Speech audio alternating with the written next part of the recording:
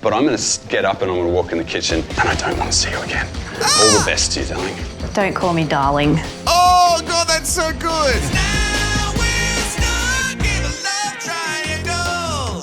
Hello, I'm Wilko. Welcome to Rehash, back with another episode of Love Triangle. I'm going to ask you to pack your stuff and leave.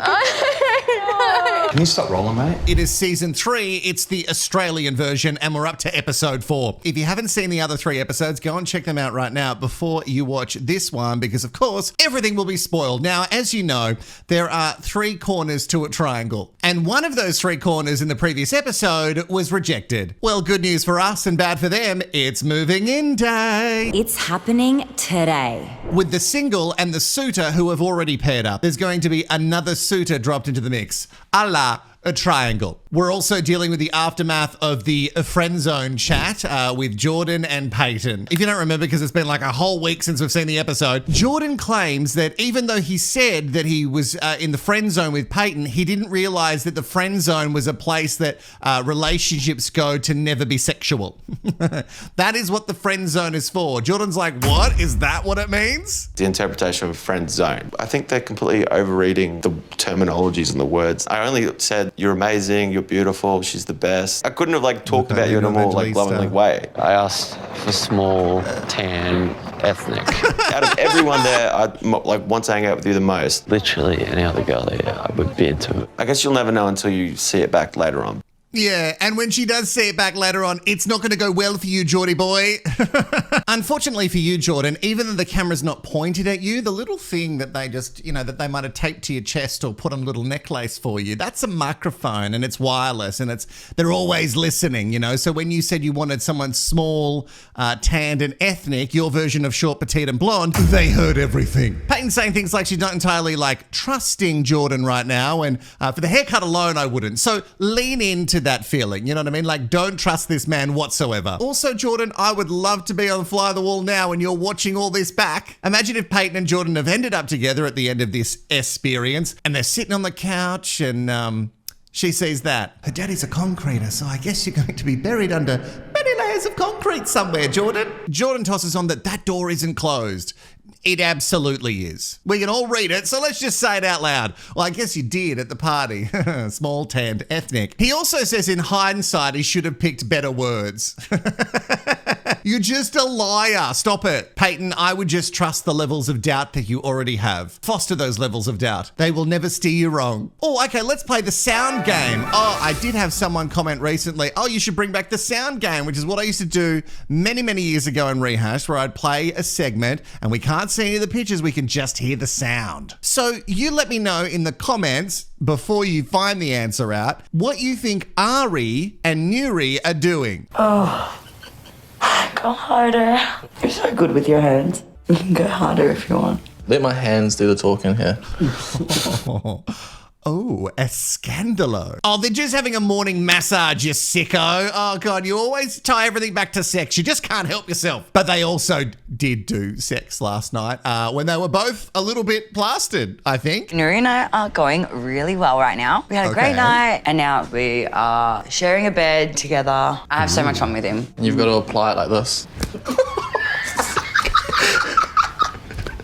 We kind of took the next step in our relationship. It's confirmed that there's a spark. Yeah, I'm on cloud 9. It's a good position to be in. I wonder how everyone else woke up today. Probably not on the same bed. Huge green flag, for sure. Well, I'm finished on your back. Let's move somewhere. Go get the towel.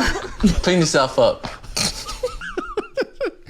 Can any of that go on YouTube? Do I just explain what happened in case we can't use any of the anything? I'm just going to hope that we can use that. All right. So it seems like Ari and Nuri are in a really great place with, a backsplash. Okay, I've made it worse. I'm really sorry. I tell you what, a couple of drinks and those inhibitions really do lower. Although it's so funny, on that first date, she was like, no kissing. But on the second date, penetration. Over with Beck and Chloe, they have been going a lot slower, but B is putting on a little picnic, even though Chloe is still not her type. I kind of wrote you something. I just wanted to take a moment to truly express my gratitude towards you. Coming into this experience, I really had some walls built up and I thought that they would protect me, but I soon realized that they were also keeping me from truly connecting with you. Your warmth and your openness created a space where I just felt comfortable, enough to start breaking down my walls. I feel valued and heard by you. You've made me want to share parts of myself that I've long hidden. Oh, now you've set me off. Oh my goodness. And obviously, Chloe loves it. Oh, this sort of validation that maybe B is letting down those walls and going to let her in a little bit. Because you can tell that Chloe is the kind of person in a relationship that just throws herself all in 100%. I think what you see is what you get with Chloe. I don't think she's pretending at all. But B, I don't know. I think there's going to be a lot of things to break through, especially that Chloe's like not her type. I was going to ask if I can kiss you, but I feel like no one can kiss through the tears. Oh, no. It is really hard to tell what people feel through a kiss, and I think we can kind of tell when B keeps using the word comfortable. I just felt comfortable. Which is nice, but not really like for a long-term connection. Like you need more than just like, oh, I feel comfortable around them. And I think we need a little bit more at this stage. There needs to be a little bit of excitement. And in that kiss, I don't know, the excitement seemed pretty low for me. But then again, I'm a homosexual, so I'm not sure how much enjoyment I'm meant to get out of this. Chloe does think that they're now headed in a strong direction, which anytime that kind of terminology comes up in the narrative, I think, uh-oh. Let's move over to the burn dog and Marissa, and he has been caught out by Marissa, so we should check in on her because she overheard what he was saying to the lady in the red dress, also known as Chloe. Now, she brought it up last night after the couples party, but he didn't really have any time to clarify it for her because burn dog was burned out. God, he used so much energy trying to hump Chloe's leg and then he just needed a nap. So now it's time for them to sort it out. I feel so confused from last night. He's saying that I'm so serious and deep. He's totally flipped. Like there was a lot to debrief after last night. Yeah. I need to debrief with myself first. You feel bad that I was sad, or you feel bad for what you said or how you said it? No, I backed myself in what I said. Like I think I didn't say anything that I don't truly believe in. Yeah, I do feel like I've been personally catfished. Yeah. In the real world, I would have left within 30 seconds. Honestly, I would never speak to her again, blocked her on every single social media. I usually would just follow the next shiny thing. Oh, of course you would, you shallow so-and-so.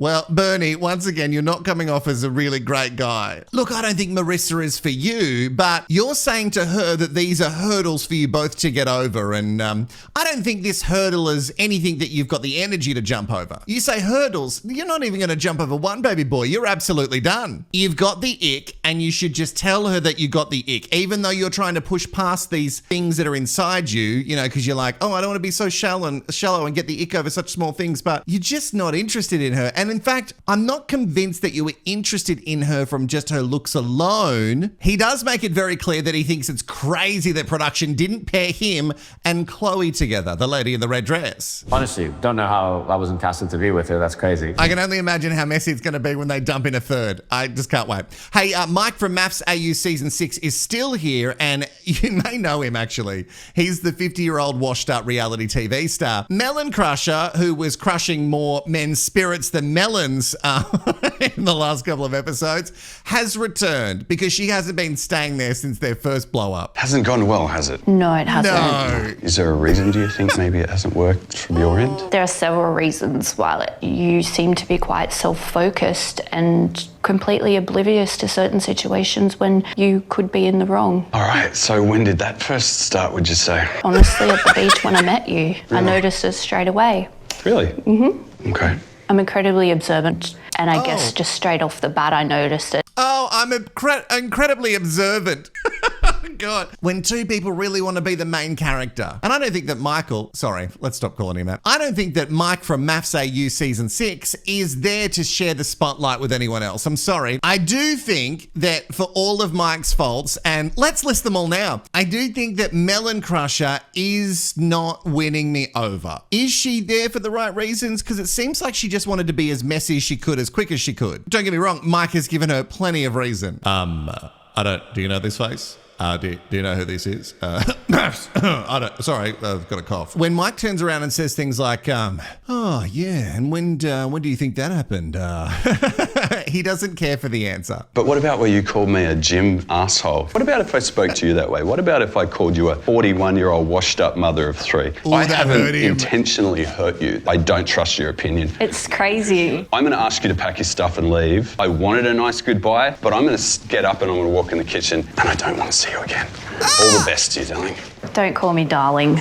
Oh, God, that's so good. All the best to you, darling. Oh, God, that's so icky. No matter how over the top Melon Crusher is going to be now, you are still such a douche. I'm so sorry. It's too much. Oh, Melon Crusher, you've done your best. Like, you've crushed 0 melons during this show and you've been told to pack your shit and get out. But you have crushed Michael.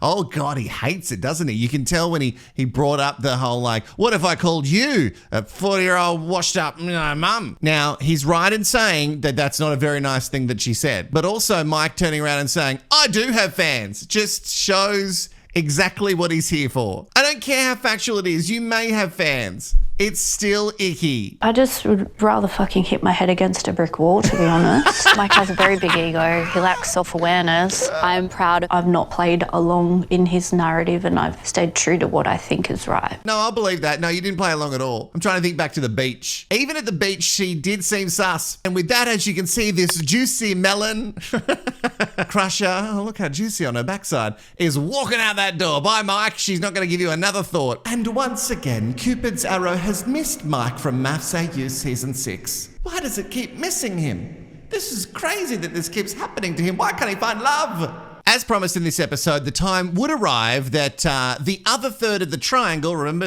we've got the top, we've got one corner, and another corner is about to arrive. They're coming right now. Chloe's love triangle had B, which we know now to be Beck, and E, who was the machine operator, and we all thought, and not just because of the job, but we thought that E had an E-ness. Well, guess what? E has arrived. Oh, that's good stuff. Oh my God, I feel sick. How you going? I'm Emma. Oh my nice God. to meet you. Oh, shit, it's not a guy. Hello. I have this beautiful woman knocking on the door that I thought was going to be a man. What the fuck is happening?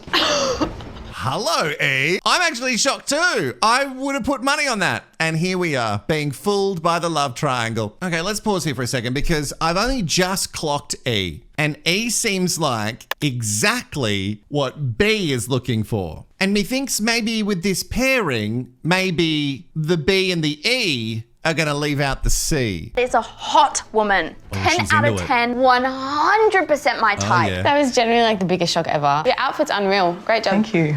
Really nice. I mean, happy.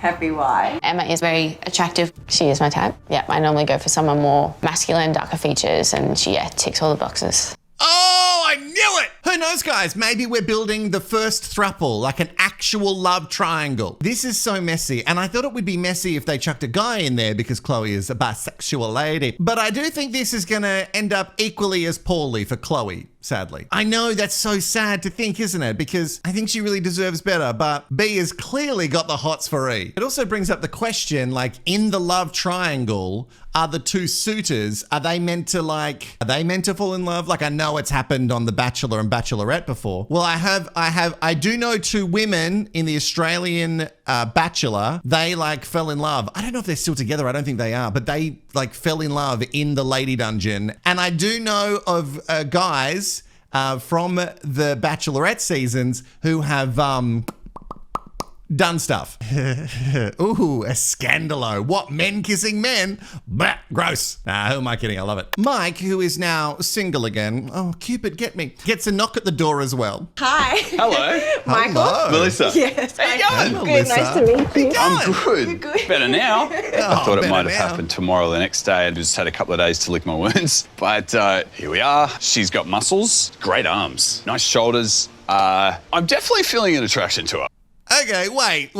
So now you're into muscles? Like 2 eps ago, you had some conniption about Melon Crusher and her thick legs, but now you're like, oh, I love muscles. Mike, make it make sense. So it's okay for her upper body to be jacked, but if her legs are thick, then Mike gets the ick. Is that the saying? Anyway, she's bossy and confident, and she's kind of trying to tell him how to make coffee properly, which he seems to be into, which is weird because Melon Crusher was also a bit bossy and trying to sort of put him in his place, but that he wasn't into. All right, as Mike is on his best behavior for now, we must check in with Bernie and Marissa. It's raining and they don't know what to do, but don't worry, my pretties, because the third corner of your love triangle has arrived. Which is really good because Bernie's feeling absolutely nothing for Marissa. Well, nothing good. Fucking boring. You like draw these cards, and I forget how it works. It's jarring, man. Fuck. Can she hear you? Can she hear you upstairs when you're like, oh God, Marissa's so fucking boring? I almost nailed Bernie's accent then. Don't worry, Bernie. Producers are just around the corner to spice things up, and no, it won't be with Chloe. You'll have to do that yourself at the next dinner party, and something tells me you probably will. Oh my God. Hi, I'm Jazz. Hey, Jasmine. Nice to meet you, How are you doing? Bernie. Oh, God. Hey, Dolly. Jasmine. I brought you a present. Ah, Some thanks. sushi train. Oh my God. Oh, fuck. Oh, whoa. Pause it there. That end face says a lot. And maybe he's about to make some sort of comment about it not being a train when you just bring it. Jazz, when you just get sushi, it's just sushi. When you take it off a sushi train, at a sushi train, it's still just sushi, but you're not bringing a sushi train. Yeah, toot toot. Unless Jasmine identifies as a train. And maybe she does.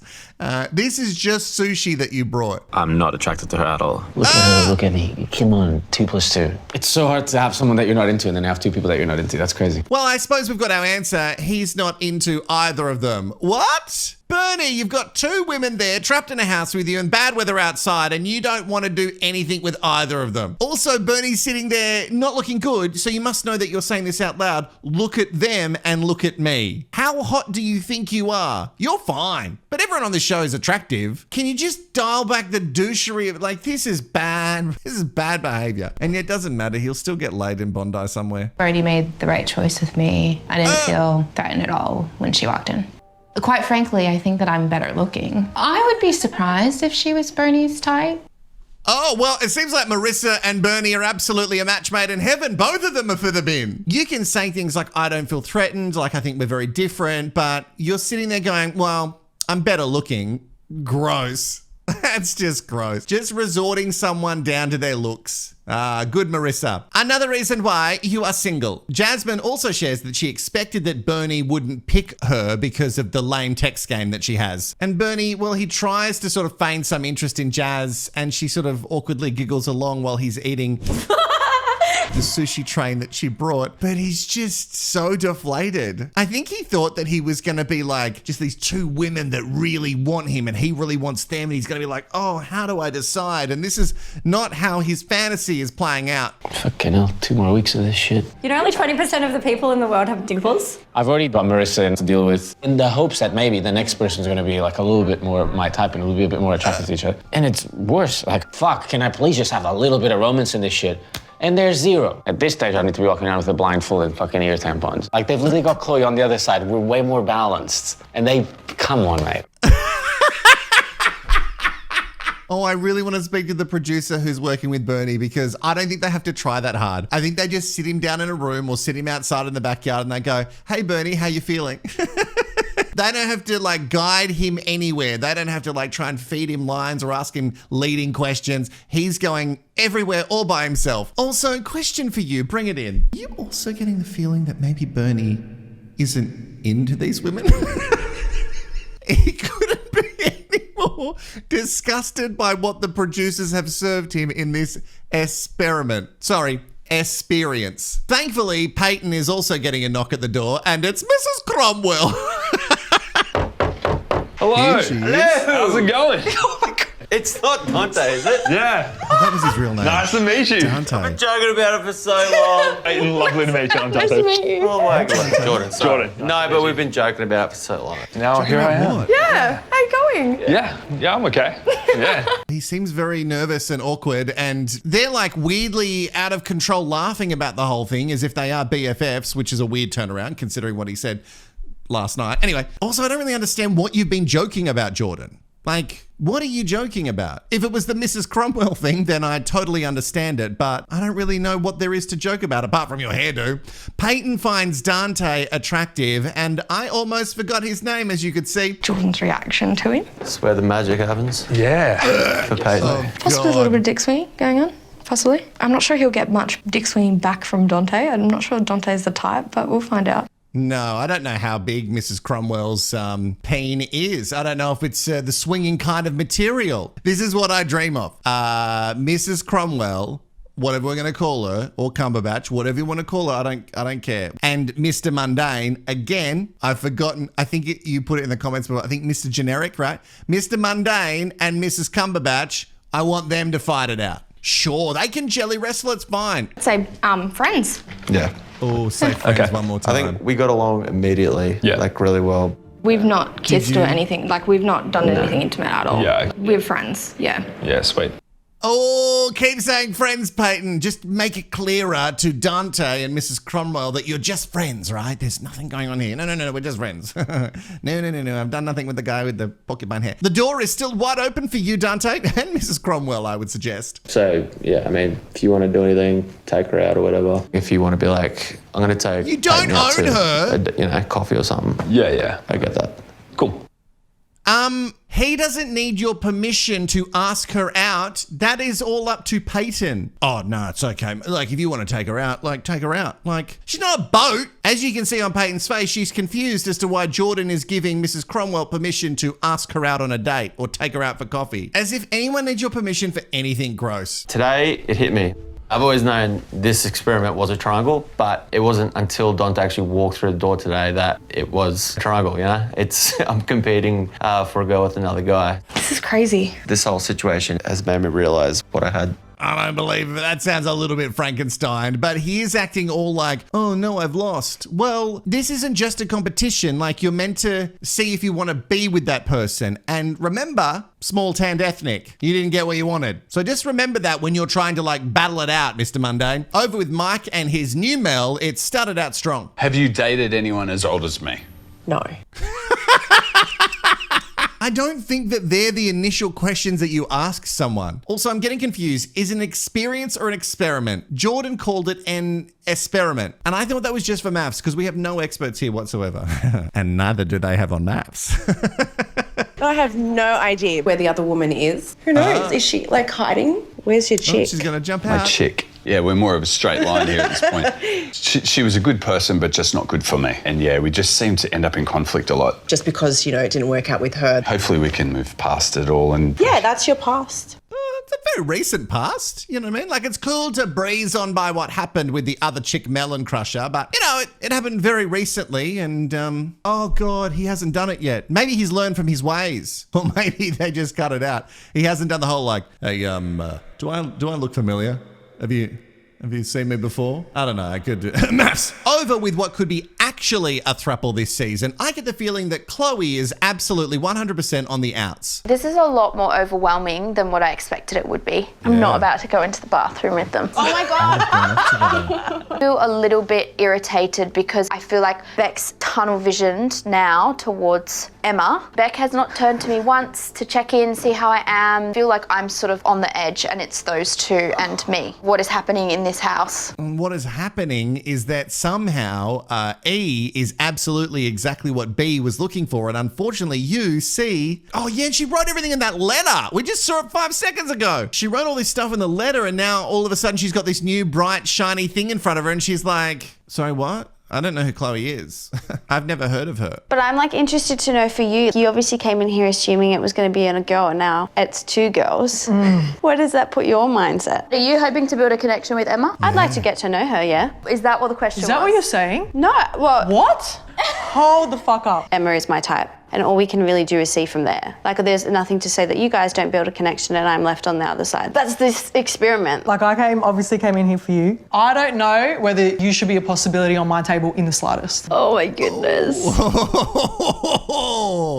Oh, B does not like that, E. This is way messier than I expected. Like, Beck was so quick to ditch Chloe. I can really see why B is single. She's the male Bernie. Something new and shiny has come in and she's way more interested in this one. Like, she hasn't really given the other one any time, but she's like, nah, this one. And I get it. Like, I get it. Initial attraction is very, very important in a relationship. But these people are here because they've realized that whatever they're initially attracted to hasn't actually been leading them down the right path. You need to give things just a little bit of time before you start saying things like, why didn't I get small, tanned, and ethnic? I'm not saying that you're meant to lead people on, but you are meant to be like as open as you possibly can. And people like B and the male B, Bernie, they're just not that open. Bernie wasn't open to the experience. Sorry, experiment. What are we calling it? Anyway, apart from a hot massage and back finish, not much has been heard from Ari and Nuri, but Sam from MAFS AU Season 8 is here, even though he has ditched her already. Didn't like ditch her via text. He told the producers that he just wasn't interested. Divide dough into 8 balls. Hey, how are ya?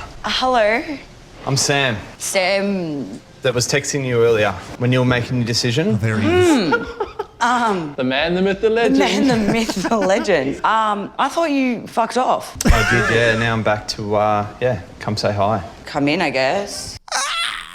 Come in, I guess. Is this real? It feels like bad acting. I'm invested, don't get me wrong. Sam looks like a producer like threatened him or like paid him some extra cash to just like knock on the door and try and go through with this. You can tell by the way that Sam is looking her up and down, the way that she's looking him up and down, that this is gonna go nowhere. I don't think this is one of those like fun romantic comedies where they both really hate each other and then they get trapped in like a small elevator and they really figure out that they love each other. I don't think there's a romantic comedy where people are trapped in an elevator. But anyway, whatever they're trying to do, it's not gonna work. What made you change your mind? I just thought I'd come and see how you are in real life. You gotta fill in some blanks here, man. Yeah. Like, you gotta fill in some blanks. Yeah. I'm kind of confused as to what the fuck you're doing here, really. Part of the show that we're on? Yeah, but usually you'd have to take part in the texting first. So I'm like a little bit confused. Yeah. Like, I thought I wasn't your cup of tea, doll. You weren't, no. One question, how did you know that when, like, we had barely any conversation? Have you ever texted someone and not felt it before? Yeah, no, that's fine. Why would you not communicate? You just kind of, no one could get a hold of you. Yeah. God, she's really going for it. Pause it. There's something about the way that Sam is holding himself says to me that he's just not wanting to be here like at all. So like, why are you doing it? And Ari's right to question you because you just didn't even follow up with her like, hey, sorry, I'm actually not that into this. Like, you could have at least sent a text. I know it's a TV show and it's highly manipulated, so maybe that you did, or maybe this was always set up from the start, but the way that he's got his chin up and the way that he's fidgeting and standing, he's certainly not relaxed whatsoever. And I guess that makes sense, given how off Ari is right now. Imagine being Nuri in this whole thing. Have you never been rejected before? Is that the big problem? No, I have, and So what's the big problem? I'm rattled, bro. I'm here. This is the whole experience. You chose him first and I was second. I had no choice. You robbed me of that. We can either sit here and keep bickering or we can just move on and... Keep bickering. Again, you just walked in, mate. Where's the spare room? Yeah, it's just through there. Yeah? Oh my God, it's so accommodating. That looked at camera. This is so hostile. I love it. And Nuri is so awkward. What, is he actually planning to stay? No, there's no amount of money in the world. I know that you probably need some eyes on your fashion brand, but I'm getting the feeling that Ari isn't the type of person to let something go. Oh. I'm not doing this. Is that tequila? Oh, honey. Honey. No, very interesting. Very interesting. Very, very interesting. You're just over it, though. I actually don't blame you. Oh, you're all good? You're all good. What's going on? I'm not saying anything. That's your competition, babe. More competition. What do you want me to say? Can you stop rolling, mate? Please move out of my way. Holy shit. Oh.